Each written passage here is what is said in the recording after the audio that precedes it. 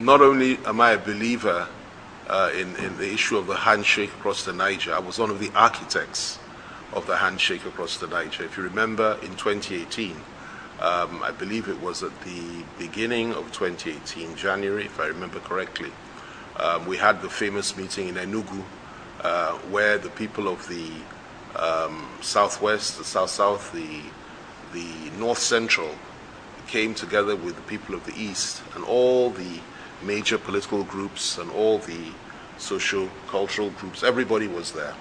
And I made a speech on that day, a very passionate and important speech, in which I spoke about the way in which I believed the people of the Southeast had been treated in a very harsh way since 1960 in this country. They've really had it very, very hard indeed. I still stand by that, and I believe strongly that we need to build that bridge, first of all, by extending our hands in friendship and fraternity with them, and also to ensure that some of the atrocities of the past, that we as Nigerians, that is non-Igbo Nigerians, go out of our way to make amends for it by starting with an apology. I mean, you cannot deny the fact or ignore the fact that 3 million Igbo people were killed during our civil war, civilians, and 1 million of them were children.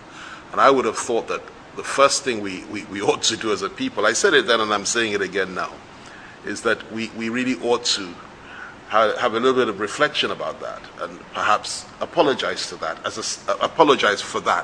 a starting point. These were not soldiers, these were civilians that were killed, and that is an act of genocide. And you know, I'm not pointing fingers at any individual. I'm saying all of us as Nigerians have a collective responsibility to recognize that and at least appreciate the fact that, you know, in the history of the African continent, I believe it's only ever happened once, and that was worse than that. Rwanda in the 90s was very bad. 3 months, almost 1 million people were massacred to death. But I believe it was only once that we've had an atrocity that is greater, or that was greater than what we had in our civil war at that time. So for that reason and for so many other reasons, I believe in that handshake.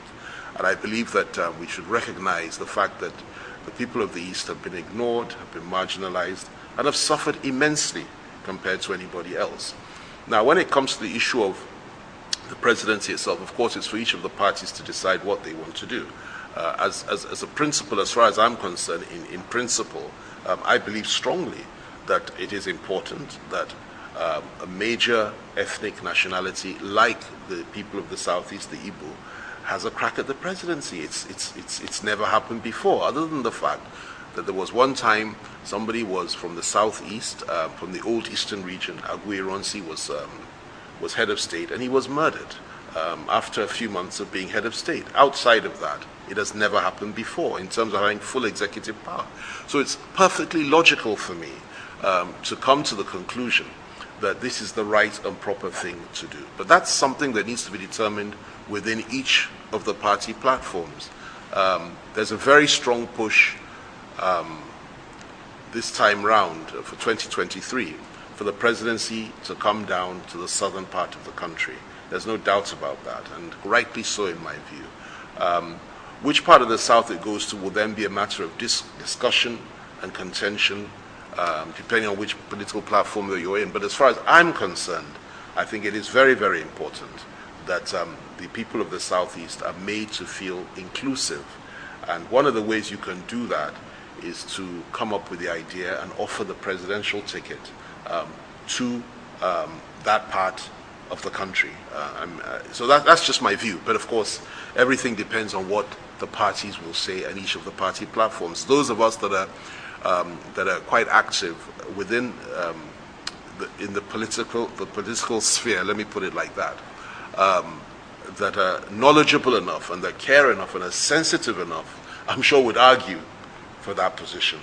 And that's the right position in my view. Let's hope that we get there. And I might add that there are many, many eminently qualified people from this part of the country that are able to play that role and would do it very, very well indeed, to the pride of the whole nation. So that's it. I was a little bit worried when a friend of ours, good friend of ours, within our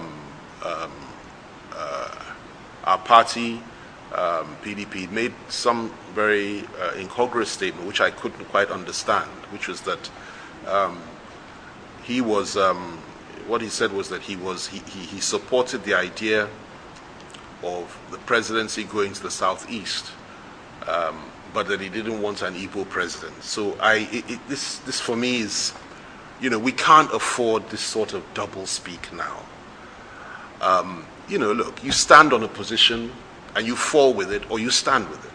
Okay? If the position had been reversed, and it had been that it's the people of the Southwest, where I come from, that had suffered the way in which the people of the Southeast have suffered in this country, that had never enjoyed the presidency under a democratic setting, that the only time they had it under a military setting, that the man was killed after a few months, and had been consistently moving in one direction in terms of votes and so on and so forth. And an election is approaching, and then somebody turns around from outside the region and says to me that, look, listen, we don't mind giving the president of the Southwest, but we don't want a Yoruba president.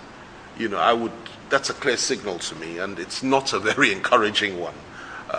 We need to be clear, we need to be concise, and it would be very, very challenging for any political party to go forward and not bring that to bear. There are a lot of votes in the Southeast, and a lot of very passionate people in the Southeast. And I might add that the agitations of some of the self-determination groups in the Southeast are very, very strong, primarily because nobody is recognizing the fact that a lot of pain had been inflicted on them over the years, and it's almost as if it really doesn't matter to the rest of the country. That has to change, and that's what I believe the new Nigeria will represent. And whichever party is ready to do that, bring that to bear and consider such things, and is sensitive to such aspirations and yearnings, that's the party that one has to espouse. I mean, otherwise, why are you in this game if you keep taking people for granted? You've got to go with